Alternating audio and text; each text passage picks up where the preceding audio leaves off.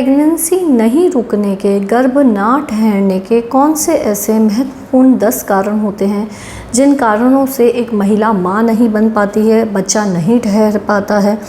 महिला एक couple pregnancy plan करता है, महिला और पुरुष रिलेशनशिप रखते हैं, सब कुछ सही करते हैं, लेकिन प्रेगनेंसी नहीं होती है। तो कौन से ऐसे 10 प्रमुख कारण होते हैं जिन कारणों की वजह से बच्चा नहीं ठहरता है, और क्या हम ऐसा कर सकते हैं कि इन चीज़ों को हम इम्प्रूव कर पाएँ ताकि प्रेगनेंसी आसानी से ठहर सके। मैं डॉक्टर दीप्ति जैन, गायनेकोलॉजिस्ट, आज आपको इसी के बारे में डिटेल में समझाऊंगी। और सारे ही जो मेरे समझाने के तरीके होंगे उसमें कोई भी ट्रिक्स मैं नहीं बताने वाली हूँ, यानी कि कोई काढ़ा या कोई एक ऐसा लिक्विड जो एक दिन में आप पी लें और प्रेगनेंसी हो जाए, जी नहीं, बिल्कुल भी नहीं। अगर आप ऐसा जानना चाहते हैं तो इस वीडियो को ना ही सुने, वह आपके लिए बेहतर रहेगा। मैं आपको साइंटिफिकली क्या एक्चुअल रीजंस होते हैं बच्चा ना ठहरने के लिए और उसके लिए आप क्या कर सकती हैं वही बताने वाली हूँ। तो सबसे पहला, सबसे इम्पॉर्टेंट और महत्वपूर्ण रीज़न जिसके कारण कि बच्चा नहीं ठहरता है वह होता है अंडा ढंग से नहीं बन पाना, यानी कि ओव्यूलेशन नहीं होना। ओव्यूलेशन एक बहुत ही महत्वपूर्ण चीज़ है, क्योंकि प्रेगनेंसी होने के लिए जब अंडा और स्पर्म मिलते हैं तभी एक एम्ब्रियो बनता है। तो अगर एक महिला में ओव्यूलेशन नहीं हो रहा है, अंडा फूट के नहीं निकल रहा है, अंडा नहीं निकल रहा है या अंडे की क्वालिटी अच्छी नहीं है, तो प्रेगनेंसी होना पॉसिबल नहीं है। ओव्यूलेशन क्यों नहीं होता? क्यों कई बार महिलाओं के अंदर पीरियड्स तो आ रहे होते हैं लेकिन ओव्यूलेशन नहीं हो रहा होता, या कभी कभी पीरियड्स भी इरेगुलर होते हैं और ओव्यूलेशन नहीं हो रहा होता है। तो ओव्यूलेशन ना होने के महत्वपूर्ण जो कारण हैं उनमें होता है आपके अंदर किसी भी प्रकार का हार्मोनल इम्बैलेंस चल रहा हो। हार्मोन्स, महिलाओं के अंदर कई प्रकार के हार्मोन्स होते हैं, उसमें जो कॉमन हार्मोन्स होते हैं जिसके कारण कि ओव्यूलेशन अटक रहा होता है या अंडे की क्वालिटी अच्छी नहीं बन रही होती है, उसमें होता है LH-FSH हार्मोन का इम्बैलेंस होना, प्रोलैक्टिन हार्मोन की मात्रा शरीर में बढ़ जाना, थायराइड की तकलीफ़ होना, थायराइड में हाइपो और हाइपरथायराइडिज्म यानी कि पतला और मोटा होना, दोनों वाले थायराइड जो होते हैं वो प्रेगनेंसी होने में प्रॉब्लम क्रिएट करते हैं। तो अगर आपका थायराइड हार्मोन बैलेंस में नहीं है तो भी प्रेगनेंसी होने में दिक्कत आ सकती है। अगर आपका स्ट्रेस लेवल बहुत अधिक रहता है, यानी कि आप किसी कारणवश तनाव में बहुत ज़्यादा रहती हैं, तो वह भी आपके हार्मोन्स को डिस्टर्ब कर सकता है। हो सकता है कि उसके कारण अंडा ढंग से नहीं बने, नहीं निकले। इसके अलावा अगर आप एक्सरसाइज करती हैं, कभी कभी महिलाएं एक्सरसाइज बहुत एक्सट्रीम लेवल की करती हैं तो उसमें भी ओव्यूलेशन अटक जाता है। आपको एक्सरसाइज करनी होती है, डेफिनेटली हम स्ट्रांगली रिकमेंड करते हैं, लेकिन बहुत एक्सट्रीम, बहुत विग्रस एक्सरसाइज, कुछ लोग दिन में 3-3, 4-4 घंटा एक्सरसाइज कर रहे होते हैं, बहुत विग्रस एक्सरसाइज जो होती है, कभी कभी उसके कारण भी ओव्यूलेशन होने में दिक्कत आती है।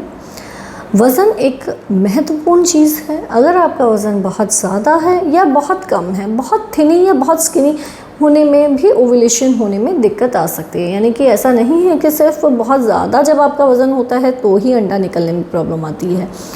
अपितु अगर आपका वज़न काफ़ी कम है तो भी ओव्यूलेशन हो सकता है नहीं हो रहा हो इस कारणवश। तो अंडा नहीं निकलना एक बहुत ही महत्वपूर्ण चीज़ है, अंडा नहीं बनना, जिसके कारण कि प्रेगनेंसी बहुत बार नहीं रुकती है। आपको खुद को कैसे पता चले कि आपके अंदर अंडा निकल रहा है या नहीं निकल रहा है? अंडा निकलने के कई सिम्टम्स होते हैं, जैसे कि बहुत से लोगों को जब ओव्यूलेशन होता है तो साइकिल के बीच में पेन जैसा सब होता है पेट के अंदर, पेट के निचले हिस्से के अंदर, जिसे हम ओव्यूलेशन पेन कहते हैं, जो बहुत कम समय के लिए रहता है, मुश्किल से 1-2 घंटे के लिए रहता है। किसी किसी महिला को उस समय पे स्पॉटिंग भी होती है, लेकिन स्पॉटिंग होना बहुत कम कॉमन है, इतना कॉमन नहीं है। लेकिन हाँ, अंडा निकलने के बाद शरीर के अंदर कुछ चेंजेस पाए जाते हैं, जैसे कि अगर आप अपना बेसल बॉडी टेम्परेचर नापें। बेसल बॉडी टेम्परेचर का मतलब है सुबह उठते ही जो आप टेम्परेचर देख रही हैं, अगर दिन में आप नापेंगी तो वो गलत रिजल्ट आएगा, क्योंकि आपका टेम्परेचर कई कारणों से बदल जाएगा। तो अगर आप सुबह उठ रही हैं, सुबह उठते ही जो आप अपना टेम्परेचर नाप रही हैं, बेसल बॉडी टेम्परेचर जो है वो यूजुअली ओव्यूलेशन होने के बाद में आधा डिग्री बढ़ जाता है। अंडा निकलने के बाद क्योंकि प्रोजेस्टेरोन का हार्मोन का लेवल बढ़ता है, इसलिए आपके मूड में भी थोड़े बहुत चेंजेस आते हैं, थोड़ा चिड़चिड़ापन आना शुरू हो जाता है, ब्रेस्ट में पेन होने लग जाता है, आपको लगता है जैसे शरीर हल्का फुल्का फूल गया हो, ब्लोटन अप सेंसेशन आने लग जाता है, बिना फालतू रोना आना, गुस्सा आना, चिड़चिड़ापन होना, ये चीज़ें भी अंडा निकलने के बाद कई महिलाओं में देखी जाती हैं, क्योंकि प्रोजेस्टेरोन का लेवल बढ़ जाता है। तो ये कुछ ऐसी चीज़ें हैं जिसके द्वारा आप खुद से जान सकते हैं कि ओव्यूलेशन हो रहा है या नहीं हो रहा है। और तो अगर आप कंफर्म जानना चाहते हैं, यानी कि 100% कंफर्म करना चाहते हैं, तो उसके तरीक़ों में एक तो ब्लड के अंदर प्रोजेस्टेरोन का लेवल देखा जा सकता है। मार्केट में ओवुलेशन किट्स और इनिटो मॉनिटर जैसी चीज़ें अवेलेबल रहती हैं। एग्जैक्ट जो कंफर्मेशन है, जो बिल्कुल पिन पॉइंट बताता है, वो होता है फॉलिकुलर स्टडी जो हम लोग यूज़ करते हैं, यानी कि एक प्रकार की सोनोग्राफी होती है जिसमें हम महिला के अंडे के ऊपर ट्रैक रख रहे होते हैं, यानी कि महिला को 3-4 बार हॉस्पिटल बुलाते हैं, सोनोग्राफी करते हैं और देखते हैं कि फॉलिकल ठीक से ओवरी के अंदर ग्रो किया है या नहीं किया है और उसके अंदर से अंडा निकल के बाहर आया है या नहीं आया है। तो ये वो तरीके होते हैं जिससे हम जान पाते हैं कि एक्चुअली ओवुलेशन हो रहा है या नहीं हो रहा है।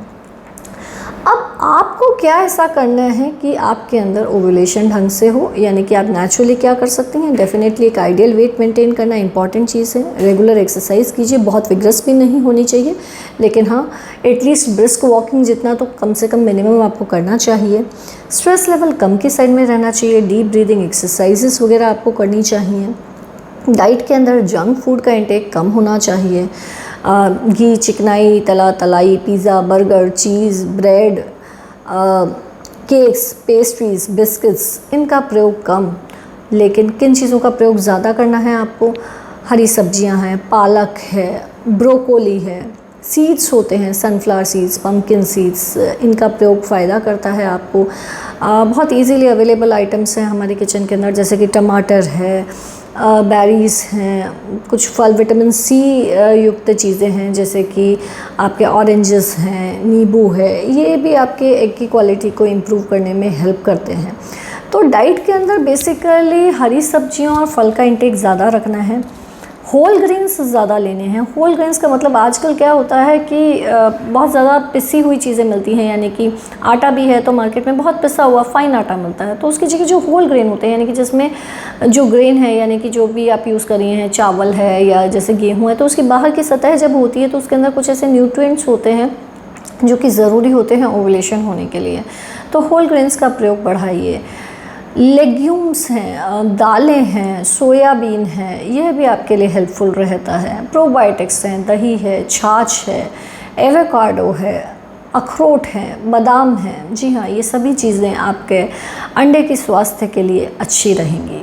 तो ये हुआ सबसे पहला महत्वपूर्ण कारण जिसके कारण की प्रेगनेंसी नहीं रुक रही होती है। अब आते हैं हम दूसरे कारण के ऊपर। दूसरा कारण यानी कि जिसमें के अंदर स्पर्म्स या तो शुक्राणु, स्पर्म्स जिसे हम शुक्राणु भी कहते हैं, तो स्पर्म्स का काउंट है या तो वो कम है या उनकी क्वालिटी अच्छी नहीं है, वो मोटाइल नहीं है यानी ढंग से मूव नहीं कर पा रहे हैं, या उनके अंदर कोई मॉर्फोलॉजिकल डिफेक्ट है यानी कि उसका जो स्ट्रक्चर है उसके अंदर किसी प्रकार की कोई प्रॉब्लम है। न केवल स्पर्म काउंट इंपॉर्टेंट है बल्कि स्पर्म की मोटिलिटी और मॉर्फोलॉजी भी इंपॉर्टेंट है। किन कारणों से स्पर्म काउंट कम हो जाता है? कभी कभी स्पर्म्स का प्रोडक्शन ही कम हो रहा होता है, कभी कभी स्पर्म्स बन तो ठीक से रहे होते हैं लेकिन उनका जो रास्ता होता है उसमें कुछ ऑब्स्ट्रक्शन होता है, जैसे वेरिकोसील वगैरह है। कभी कभी हस्बैंड का स्ट्रेस लेवल बहुत हाई होता है, स्मोकिंग की अगर हिस्ट्री होती है या सराउंडिंग जगहों का टेम्परेचर बहुत हायर साइड में रहता है, तो इन कारणों से भी जो स्पर्म की क्वालिटी होती है वो डिटोरिएट कर जाती है। तो स्पर्म क्वालिटी डिटोरिएट ना करें उनके लिए किन चीज़ों का ध्यान रखना है और कैसे हम जानते हैं कि स्पर्म की क्वालिटी ठीक है या नहीं है, उसका एक सिंपल सा टेस्ट होता है हस्बैंड सीमन एनालिसिस।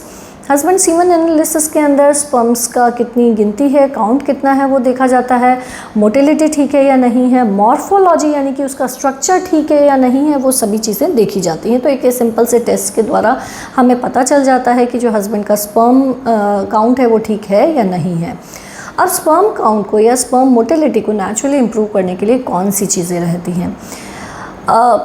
फीमेल के लिए जहाँ मैंने स्पेसिफिकली बताया कि सोयाबीन का प्रयोग यूज़ करना हेल्पफुल रहता है, वहीं मेल्स के अंदर ये चीज़ बिल्कुल भी प्रयोग नहीं करनी है, यानी कि मेल्स को, पुरुषों को सोयाबीन का इंटेक कम करना चाहिए, नहीं तो स्पर्म की क्वालिटी डिटोरिएट हो सकती है।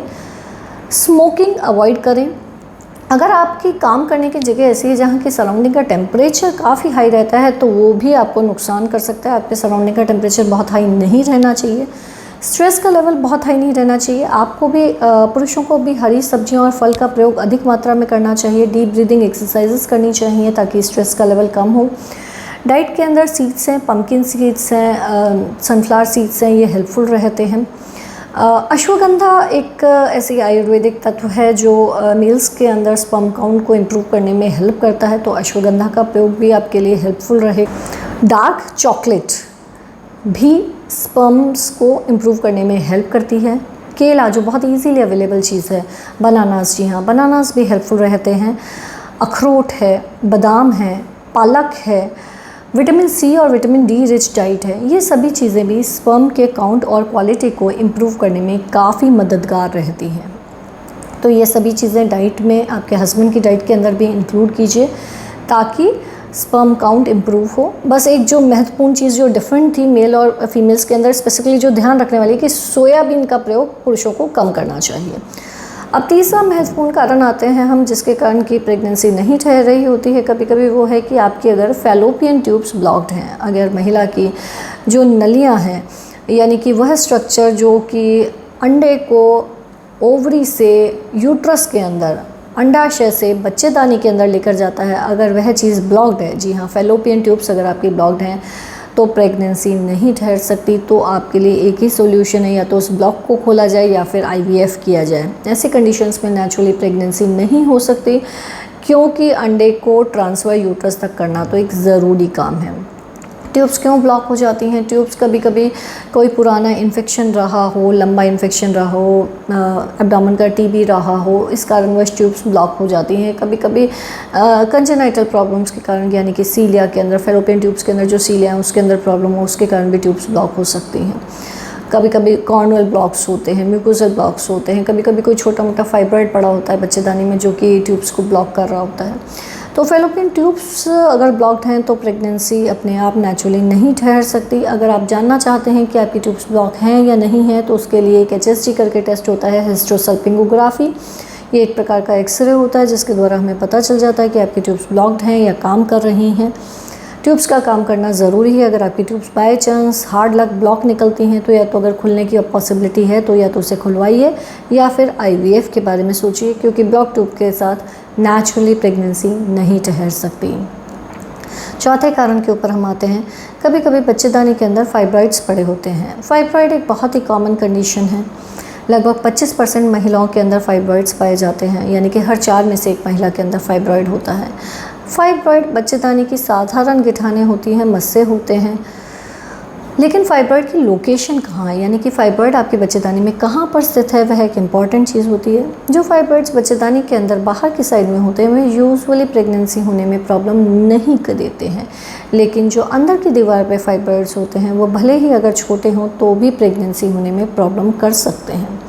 और जो फाइब्रॉइड्स बीच की दीवार पे होते हैं उसके अंदर निर्भर करता है कि उनका साइज़ कितना है। अगर साइज़ बड़ा है तो वो प्रेगनेंसी होने में प्रॉब्लम दे सकते हैं, और अगर साइज़ छोटा है तो वो प्रॉब्लम नहीं देंगे। आपकी बच्चेदानी में फाइब्रॉइड्स हैं या नहीं हैं, ये हमें कैसे पता चलता है? ये हमें सोनोग्राफी के द्वारा पता चलता है। सिर्फ बहुत बार महिलाएं सिर्फ कई बार सोनोग्राफी किसी कारणवश कराती हैं और उसमें फाइब्रॉइड निकल के आ जाता है, और वो बहुत टेंशन में आ जाती हैं कि अब मेरा क्या होगा, प्रेगनेंसी कैसे होगी। तो ऐसा नहीं है कि छोटा मोटा फाइब्रॉइड या हर फाइब्रॉइड प्रेगनेंसी नहीं देता, प्रेगनेंसी होने में प्रॉब्लम क्रिएट करता है। जैसे कि मैंने बताया कि फाइब्रॉइड में डिपेंड करता है कि उसकी लोकेशन कहाँ है, यानी कि वो कहाँ स्थित है। वो म्यूकोजल फाइब्रॉइड है, इंट्राम्यूरल फाइब्रॉइड है या सबसेरोजल फाइब्रॉइड है, उसके ऊपर डिपेंड करता है कि वो प्रेगनेंसी होने में प्रॉब्लम देगा या नहीं देगा। और दूसरी चीज़ कि उसका साइज़ कितना है। तो सिर्फ फाइब्रॉइड होने के कारण आप टेंशन नहीं लीजिए, अपने गायनेकोलॉजिस्ट से कंसल्ट कीजिए कि उसकी क्या लोकेशन है। उसके कारण अगर आपको प्रॉब्लम आ रही है, बाय चांस हार्ड लक अगर ये फाइब्रॉइड अंदर की दीवार पे है, सब म्यूकोजल फाइब्रॉइड है, तो फिर हमें उसे निकालने की ज़रूरत आती है। अब आते हैं हम अगले महत्वपूर्ण कारण के ऊपर, 5वें इम्पॉर्टेंट कारण के ऊपर।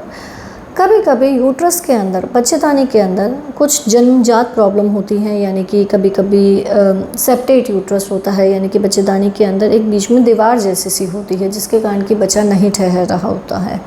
सेप्टेट यूट्रस है या नहीं है, इसका पता भी हमें सोनोग्राफी के द्वारा चलता है। और जहाँ तक इलाज की बात है तो सेप्टेट यूट्रस के लिए हमें सर्जरी करनी पड़ती है अगर बच्चा नहीं ठहर रहा है तो।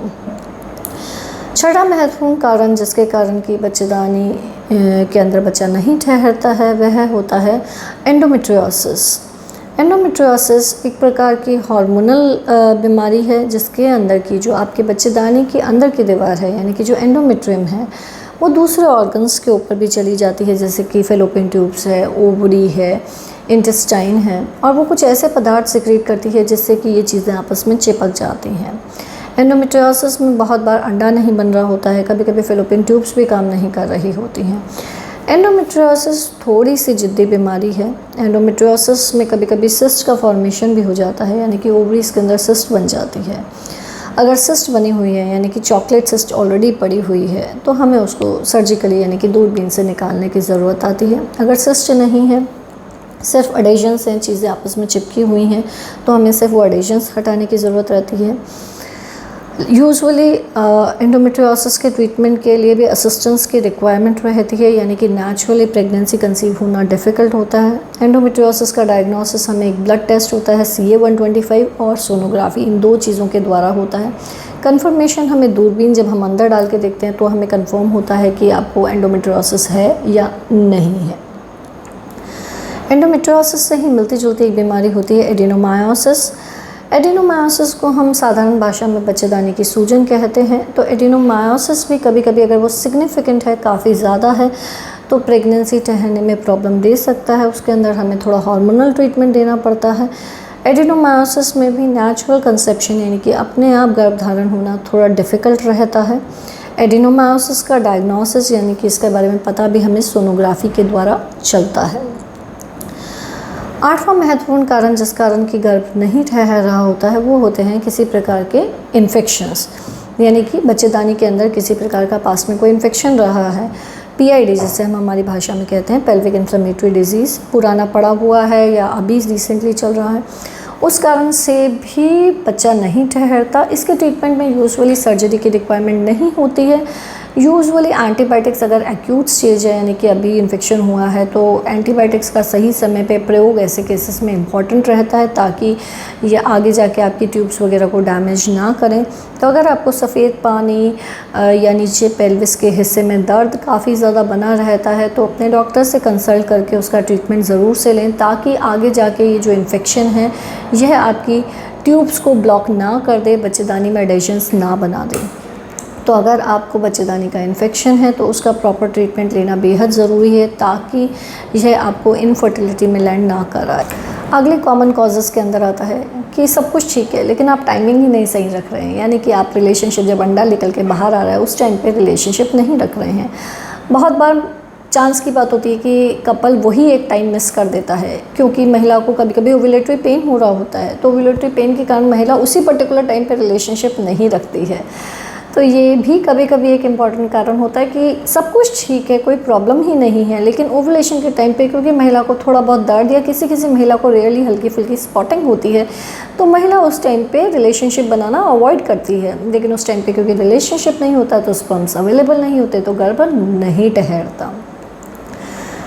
कभी कभी महिलाओं को ड्राइनेस की काफ़ी प्रॉब्लम चल रही होती है जिसके कारण कि महिलाएं लुब्रिकेंट यूज़ कर रही होती हैं। तो लुब्रिकेंट अगर आप ओवुलेशन के टाइम पे यूज़ कर रही हैं तो उसके कारण स्पर्म्स अंदर ट्रेवल नहीं कर पाते हैं या वहीं पे डिस्ट्रॉय हो जाते हैं, वह भी गर्भ ना ठहरने का एक महत्वपूर्ण कारण होता है। तो ओवुलेशन के नज़दीक वाला जो समय है जब आप रिलेशनशिप रखते हैं उस टाइम पर आपको लुब्रिकेंट का इस्तेमाल नहीं करना होता है।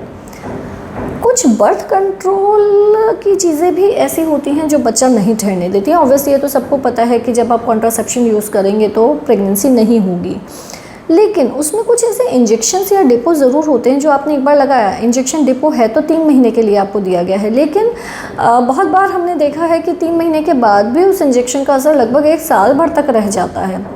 यह चीज़ गोलियों के साथ नहीं होती। गोलियां हैं या बैरियर मेथड आप यूज़ कर रहे हैं तो उसमें कोई प्रॉब्लम नहीं है, वो आप जितने दिन तक यूज़ करेंगे सिर्फ तब तक काम करेगा। लेकिन स्पेसिफिकली कुछ इंजेक्शन्स ऐसे होते हैं, डिपो ऐसे होते हैं जो आप लगाते तो 3 महीने के लिए हैं लेकिन उसका असर काफ़ी लंबे समय तक चलता है, यानी कि साल भर तक हो सकता है कि उसके कारण बच्चा कंसीव ना हो, प्रेगनेंसी ना ठहरे। तो ये हुए कुछ कॉमन कारण जिसके कारण की प्रेगनेंसी नहीं ठहर रही होती है, प्रेगनेंसी होने में दिक्कत आ रही होती है। आई होप मैं आपको सभी महत्वपूर्ण कारणों के बारे में डिटेल में समझा पाई होंगी। इसके अलावा आपको कोई कन्फ्यूजन हो तो आप कमेंट बॉक्स में लिख के पूछ सकती हैं। इन सभी टॉपिक्स पे मेरे डेडिकेटेड सेपरेट वीडियोस हैं, जैसे अगर बाई चांस आपको फाइब्रॉइड है, एंडोमेट्रियोसिस है, एडिनोमायोसिस है, इनके ऊपर डेडिकेटेड वीडियोज़ हैं, आप इनके बारे में सुन सकती हैं। अगर आप अंडे की क्वालिटी कैसे इंप्रूव करना चाहती हैं तो उसके ऊपर भी पूरा डिटेल में डाइट का वीडियो भी उसके ऊपर है, आप उसे देख सकती हैं। अगर आपको फिर भी रिजल्ट नहीं आ रहा है, आपका ट्रीटमेंट ऑलरेडी चल रहा है, आप IUI के बारे में सोच रही हैं, तो IUI पे भी डेडिकेटेड वीडियो है जो कि आप देख सकती हैं। फिर भी आपको कोई कन्फ्यूजन हो तो आप कमेंट बॉक्स में लिख के पूछ लीजिएगा। चैनल को सब्सक्राइब कीजिए। धन्यवाद।